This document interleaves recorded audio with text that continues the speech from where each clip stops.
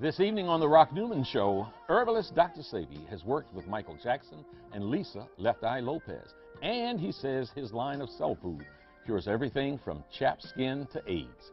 He'll talk about his life growing up in Honduras to winning a case before the New York Supreme Court. That's coming up on the Rock Newman Show.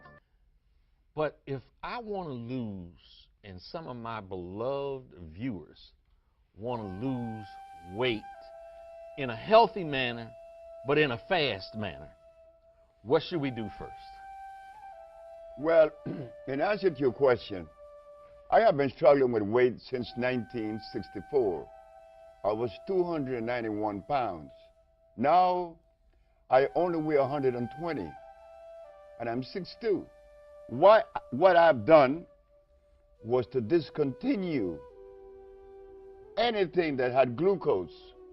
Glucose is the underlying enemy.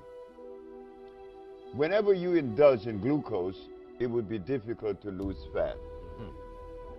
I live in Honduras. Yes. Okay, and California. In Honduras, I discovered a plant known as Cusca.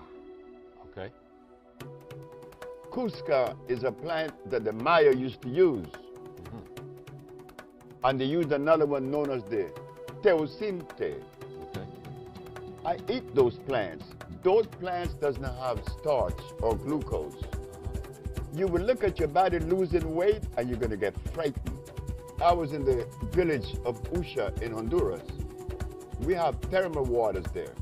We have a thermal water there that has a pH of 9.8. A pH of 9.8 meaning that this substance has a high level of oxygen. And it is oxygen that the body needs, not rice or beans or a piece of meat. It needs oxygen. That is the fuel of the body. So I drink the water, and I was eating that Cusca. This is a plant that I just discovered lately that the Maya used to eat. Cusca is delicious. It tastes like cucumber. So I ate that, the Cusca plant, and drink the water, and that was it. No, I wasn't bedridden. I wasn't bedridden at all. I was working in the village because I have a lot of work to do. I have a lot of work to do in the village, building these huts and directing certain programs, the organic electric agriculture program that I have going. So I was busy. You'd be surprised what water does. You see, water, I learned the usage of water in Ecuador. The people of Vilcabamba, their diet is 78% water, 22% solid. Because the body doesn't need that solid food. It needs fuel, and the fuel comes oxygen and water. Let me ask you, you said the pH Yes, in your village, where the thermal water is, Yes. is 9.8. 9.8. And that is compared to what would be in the American water system. Any Well, idea? 9.8 is a very high level pH. It's hydrogen ion concentration. A high level pH ensures that you have the amount of oxygen that the body needs, also the minerals. You find that in the thermal waters. In America, there is water here because there was Trinity. Trinity water was thermal, and it was 9.8. Yes, you find it in America also. So let me ask you, so in essence, aside from the plant and the water, you fasted from all other kinds of solid, Oh, yes. solid food. Oh, yes. Okay, how long ago was that? That was only about 8 months ago. Uh-huh. And you have a baby on the way now. Yeah. She's pregnant. Okay. You're 82 years old, and I'm putting some emphasis on this because it is highly unusual. Men could do it. Other men could do it. Any man could do it.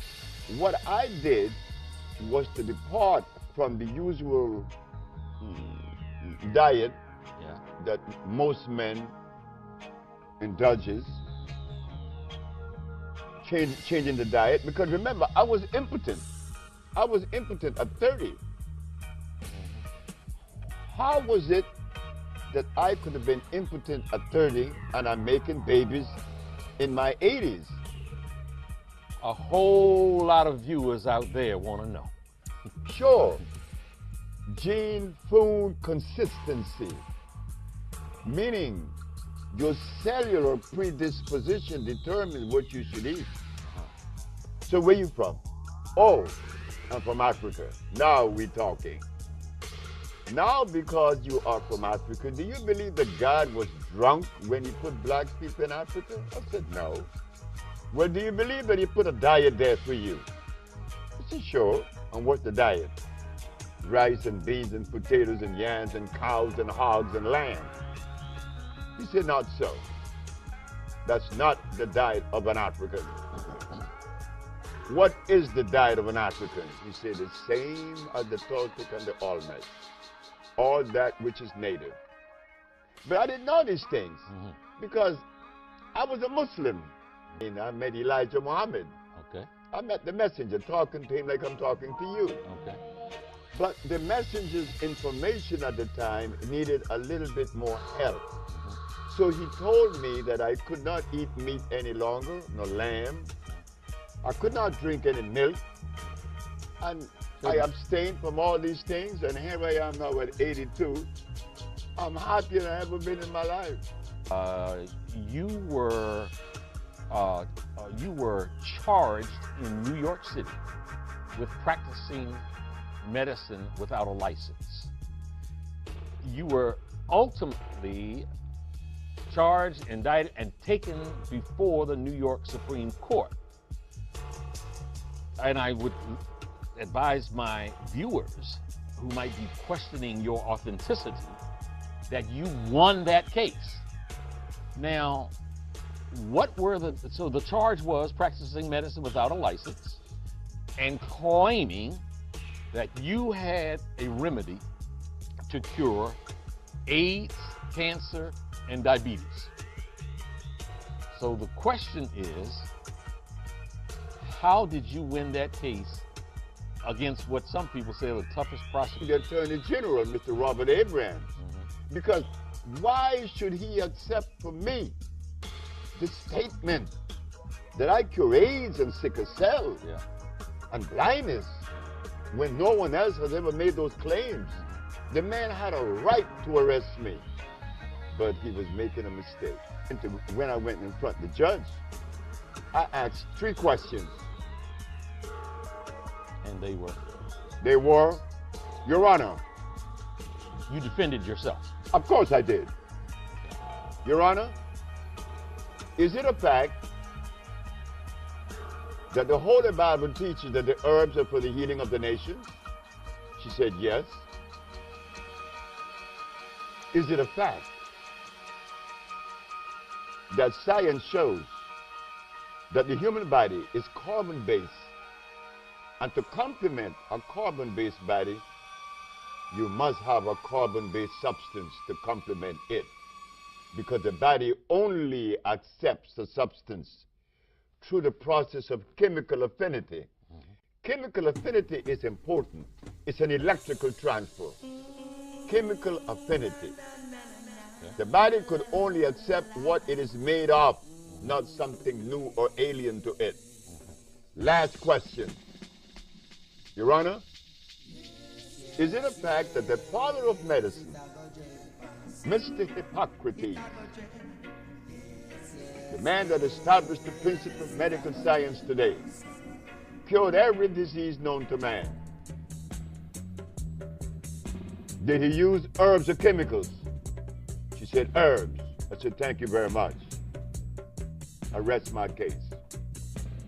Not only did I prove scientifically, but I had the diagnostic sheets, and I do have them today. And those diagnostic sheets didn't come from me.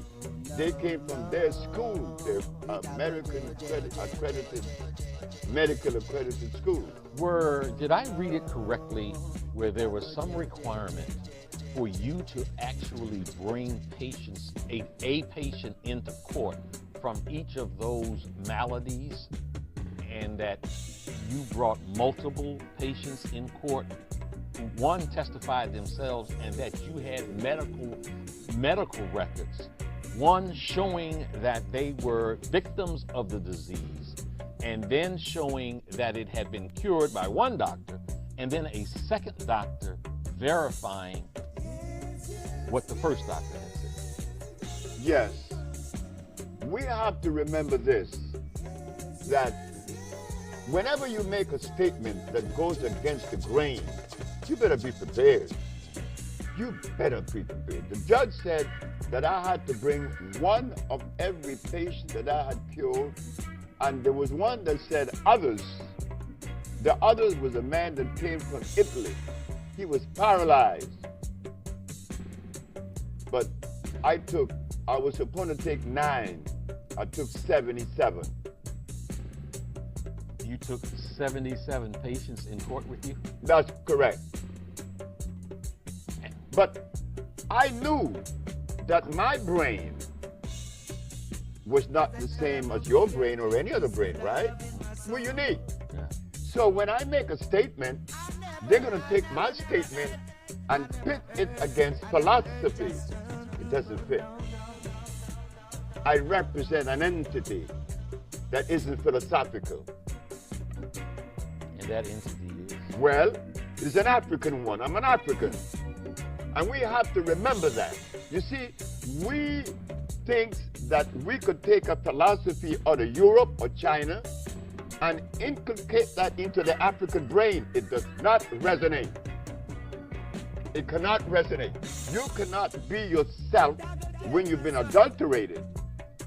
Being that I am an African, I'm going to look at things the African way. And the African way seems to reduce things to the least common denominator. And guess what I found? There's only one disease. The judge said, what is it? I said, you already know. She said, try me.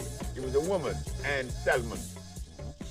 I said, Your Honor, when someone has sinusitis, what is obstructing the nasal passage? She said, mucus. And when another has bronchitis, what is obstructing the bronchial tubes? She said, mucus. And when another has pneumonia, what's covering the cells of the lungs? She said, mucus. Dr. Victor Herbert, who is defending the state of New York, jumped up and said, "What about AIDS?" He want to know where the mucus. I said, "Your Honor, have you been to an AIDS ward?" She said, "Yes." I said, "What is it that the AIDS spits up every 5 minutes?" She said, "Mucus." Where is the mucus? It's in the skin, it's in the blood, and the lymphatic system that makes up the immunological system. That is where you find the mucus, Mr. Victor Herbert. How could you agree with, how can you disagree with truth? Were your patients all of color? No, no. I have patients that are white. I have more white patients than I have black. Okay, so this scourge that, you know, has just run rampant, you know, through the world, AIDS. Can you walk us through as much as you can a step-by-step process where you have a patient that has AIDS and you do XYZ or ABC, and then the patient no longer has AIDS? Can you walk us through that? Of course. When the first patient was a brother in Boston named Michael White, and a sister, she's from DC. Her name is, oh boy, I forgot her name right now. But she told me, she said, "Dr. Sevi, my brother-in-law brother has AIDS in Boston." So what do you do? I said, "Well, I'm going to send him the compound."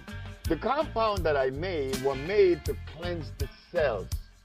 They come in the category of phosphates, carbonates, iodides, and bromides. Now we are entering the science of biochemistry. These are food and vitalizers. I remove from the man's diet lactose, uric acid, and carbonic acid, milk, starches, and meat. By removing these things from his diet and then cleansing his cells, he begins to see recovery in 24 hours.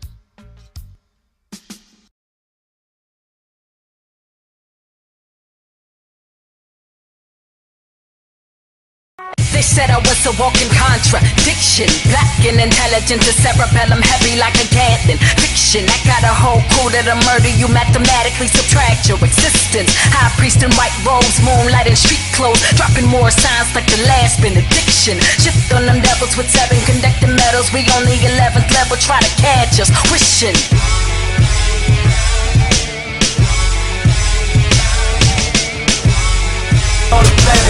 Feel like body tanning. Ooh, hop that daddy tunnel. Bitch, I'm all here jamming. Bitch, I'm all here jamming. Coppers on the skirt. Bitch, I'm all here jamming. Hottest on the planet. Man, I glow like body tanning. Ooh, hop that daddy tunnel. Bitch, I'm all here jamming. It's hard for a disease to thrive in an environment where the pH is above 7. Anything below 7 is considered acidic. Anything above 7, which would be considered alkaline. So when you're talking about pH, you're talking about potential hydrogen. You have negative hydrogen ions and positive hydrogen ions. When it comes to biology, negativity is actually positive and positivity is actually negative based on the connotation. So what you want is more negative hydrogen ions. That's what you want. And when the environment is filled with negative hydrogen ions, it is hard for microbes, bacteria, germs, and viruses and the likes to really thrive in the environment. So as I was telling you before, we die from a number of different reasons. It could be cancer, it could be AIDS, it could be diabetes. Anemia impedes on our health as well as the longevity of our lives. Oftentimes when you go into, let's say, a hospital, they give you treatments.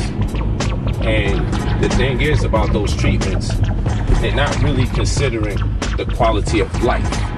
You know, we normally talk about how long a person is going to live after they get the treatment, but they never take into consideration the quality of life. Like, what good is living if the manner in which I will live is as though I'll be dead anyway?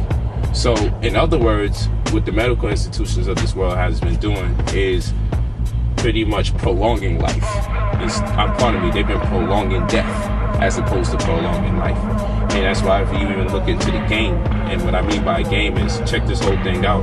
You have like Rite Aid, which is spelled R-I-T-E, which is ritual. If it was the right aid, as in the correct aid, the drugstore, the pharmacy, Rite Aid, it should be R-I-G-H-T, but instead it's R-I-T, and R-I-T means ritual. And then if you even go into your Bible and you look for the word sorcery, you'll see it's under the Greek word pharmakeia, right? And pharmakeia is what? Sorcery. That's what it is. So pharmacy is sorcery. So if I go to the Rite Aid pharmacy, I'm going to have a ritual performed on me by way of the sorcery of the medical institution that facilitates a means to which they can sell those particular drugs. So the drugs have us under a spell, and they're conducting forms of sorcery. Each time you take into consideration that you're taking these drugs, it is impacting the way that you think, impacting the way that you live, impacting the way that you see the world. So again, R-I-T is ritual.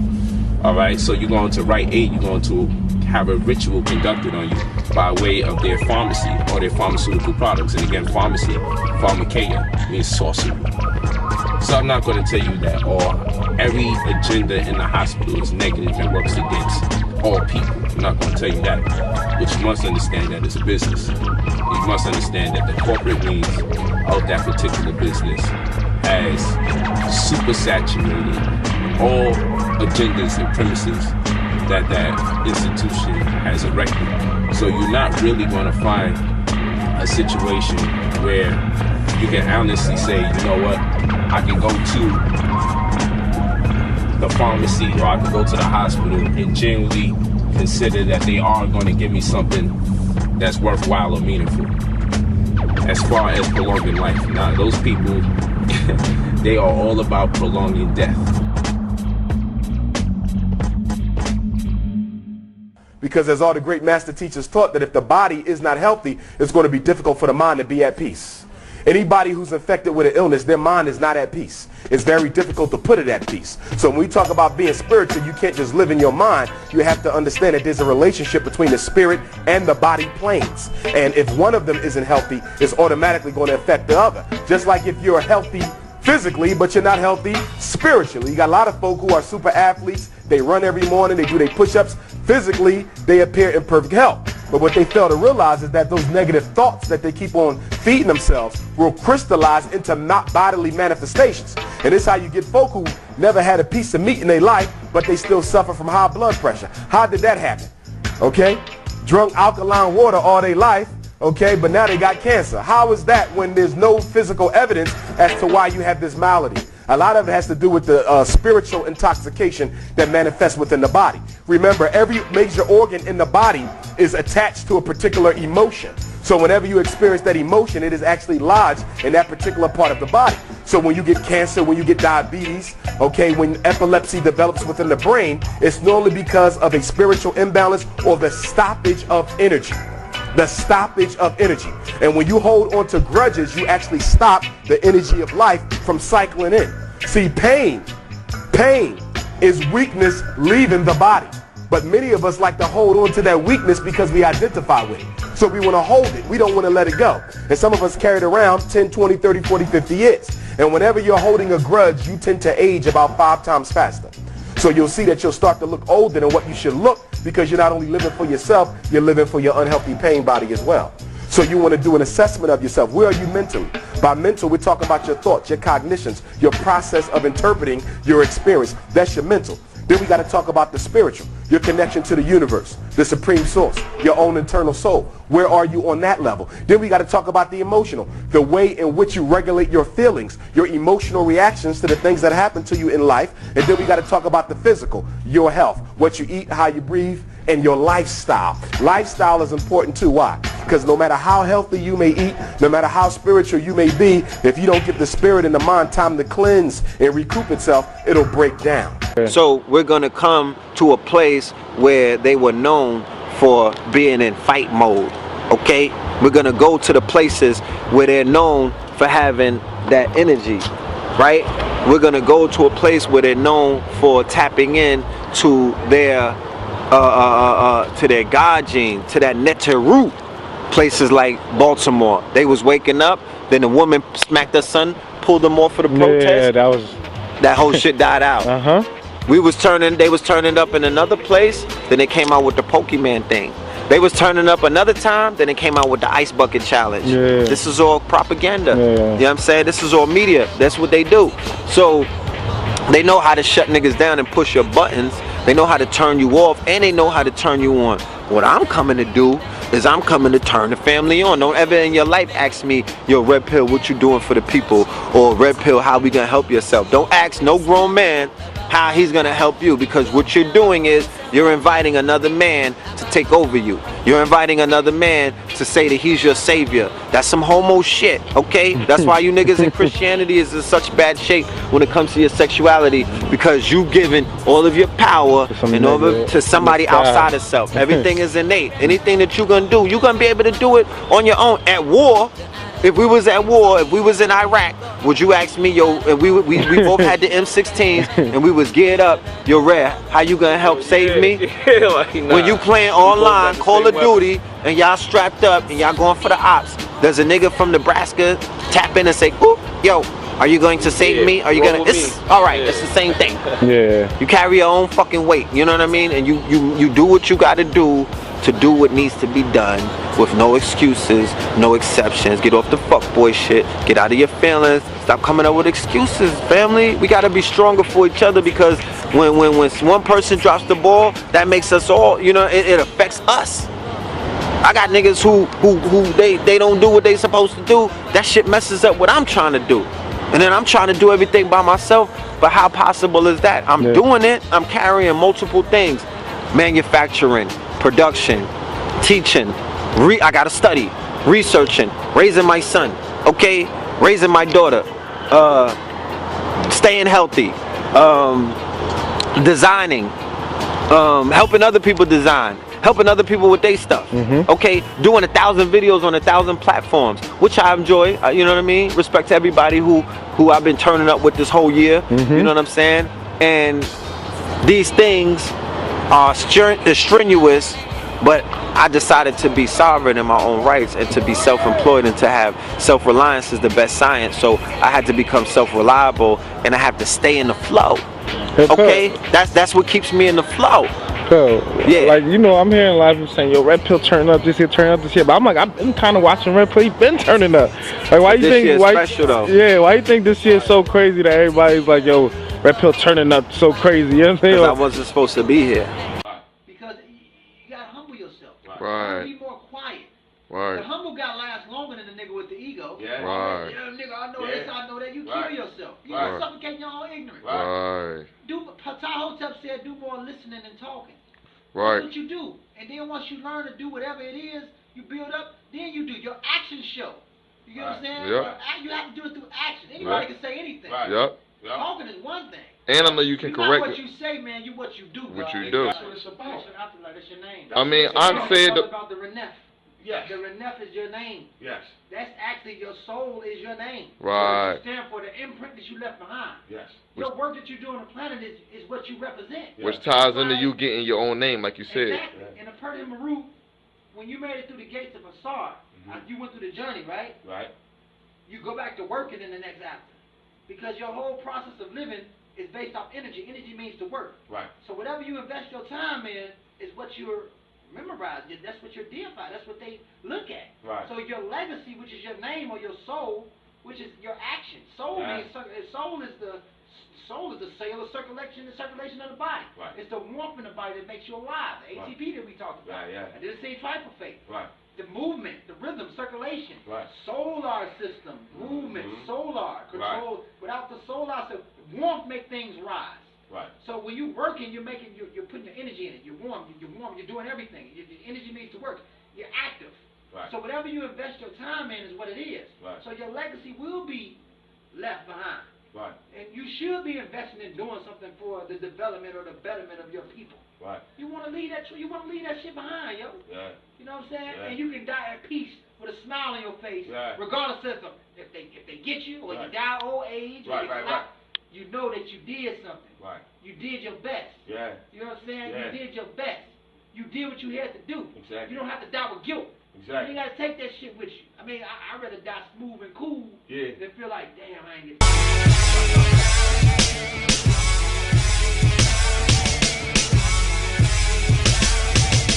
I'm taking off in 4, 3, 2, 1. So tally up the scoreboard so they can see who won. Started last, now I save lines with bass and 2 speakers. But I'm crab rappers lag, eat moon dust off my sneakers. Need I repeat this? My speech left y'all speechless. Think I research my words like white coats and glass speakers. My mind pondered it and ain't your rhymes like Minesweeper. When it blow, watch the sky, that's where my best lines are featured.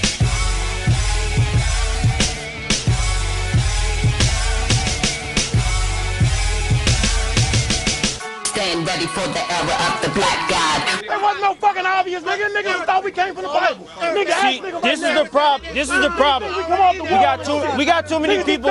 We got too many people. We got too many people dominating this conversation like this. This dude is just loud. He makes no sense, but he's just loud. Okay, do we got any scientists or biologists? I'll tell you what school you go to. Go down to that campus. I want to talk to a biologist. I want to talk to a biologist. I want to talk to a biologist. Over there to the Department of Biology and see if they give you a fucking platform at your university. You obviously haven't. You obviously have no platform because I got the mic. I got the mic, bro. So about you having them dress wearing. Now you want to get mad? Oh man. We got a biologist. You got one? Because we got a loud talker, but we ain't got a biologist though.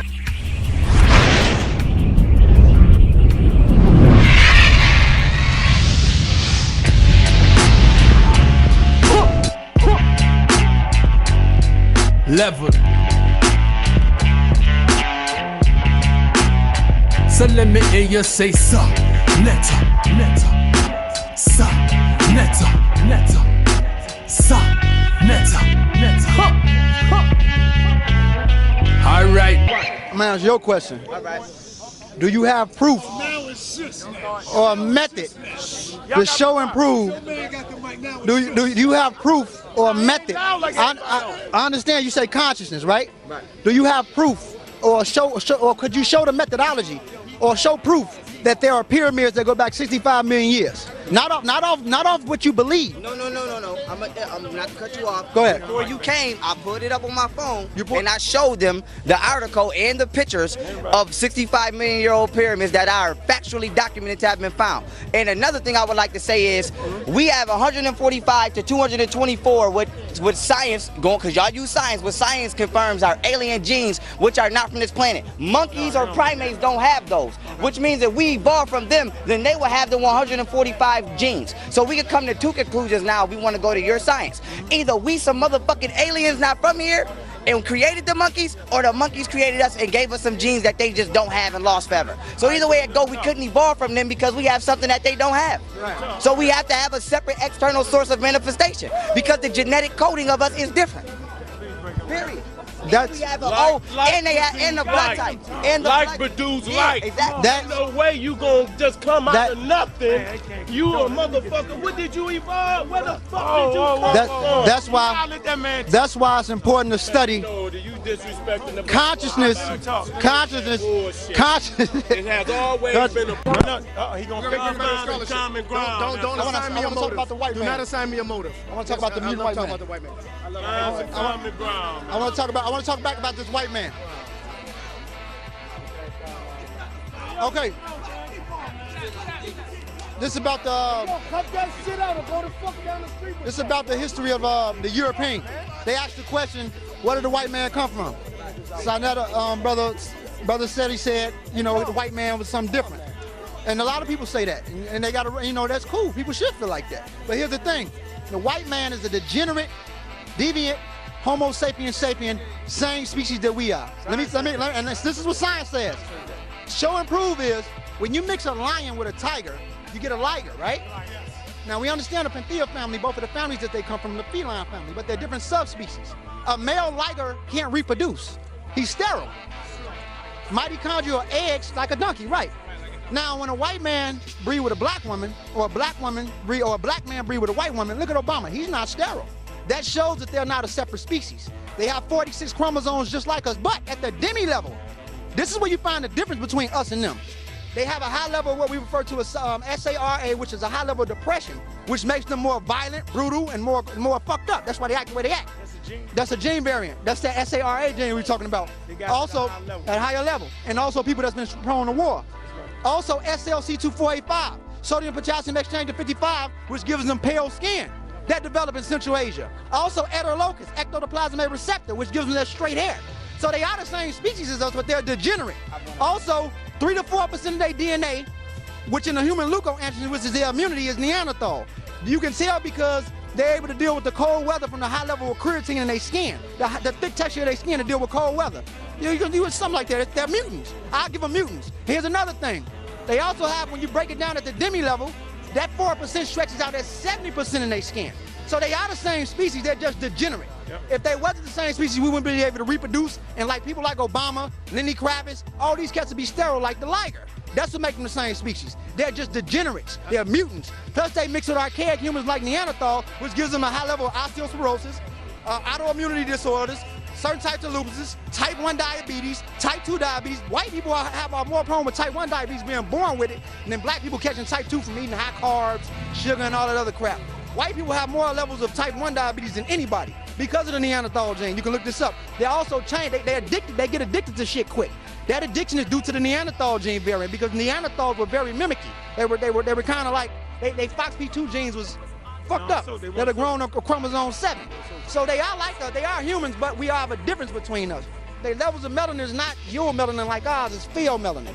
And it's pheo, and that's called spurs. It's 1 cell away from albinism. SLC2485 is 1 cell away from albinism. OCA2 or HERC2, occultaneous strand 2, which gives them blue eyes, shows the degeneracy of what they come from. So they are mutants that come out of Central Asia that went into Europe. That's what the European come from. Hold on. So for the record, hold on. For the record, I just want to make this clear.